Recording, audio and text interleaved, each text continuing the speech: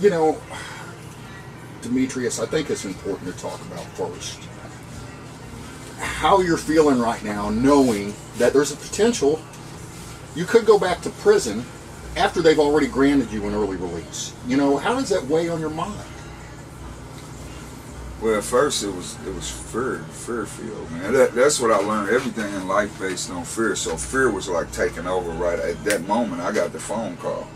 You need to turn yourself in to A, B, or C, or you're gonna have a warrant regardless. So fear took over at first. But now, man, being honest, it's just like now it's if I could probably courage, I don't know. It's turning. You know what I mean? Even though, don't get it wrong, dude, prison is hell. You know, I mean, I'm short of a better language. It's unbearable. You know, my kids and stuff like that. But now I got people that support and stuff like that. So now it kind of turns into strength. Just like if I got to do it, I got to hold my breath and do it. And it's unfortunate, but I kind of got to turn into a lawyer. And to do that, I have to, and it's unfair. But I understand. I've done some things. I'm in a bad situation, man, and it's going to take a lot of work. It's people that don't believe in forgiveness. You know, even though I've done over a decade, I've proven that I'm rehabilitated. My parole officers, like my therapist, I mean, I don't. But it's people that are unforgiving, so I got more work to do. So the community's organized a caravan down to Jefferson City for you tomorrow. We had a state lawmaker go on the record this morning in support of you. You know, numerous people have come to your side.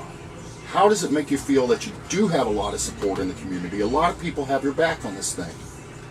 That's the part that gives me strength. When you ask me how I feel, that's what I've been surviving on lately. Because, dude, it's hard. I mean, waking up and looking at my walls and thinking about, because I've done that before. I've known being accountable. I took accountability and went to prison before for my actions. So I know what it's like walking into those gates and how reality.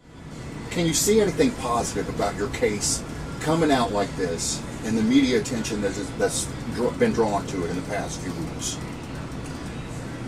Well, the good thing is for people of derelict to see change.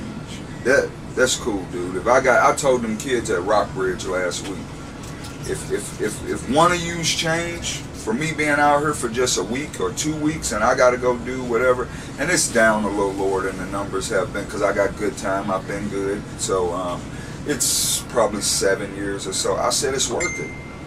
So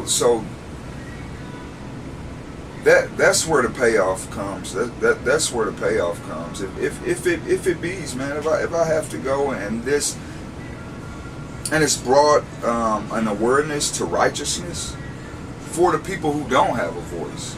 That's the part. You know what I mean? Now, don't get it wrong. I'm doing it. I want you here. I want my life. I want to keep doing this. But I'm prepared because I have to be. As a fight, you know, mental, I have to be. But for the people, man, who are looking, the people who will gain the... Now, on the flip side of that, what about the people who will lose hope? That's what this is aimed at. This is a system. Now, this I usually don't talk about like that because it's beyond most people's comprehension, but what about the people that lose hope? And it's a system that's aimed at that. And you ask me why? See, I can't explain that to a lot of people. Why are they fight? Why? You are supposed to remain hopeless. We took that away. You're supposed to stay there. How dare you get up off of the ground, get your face out of the mud? And they wonder how people don't come out rehabilitated when you're treated like that.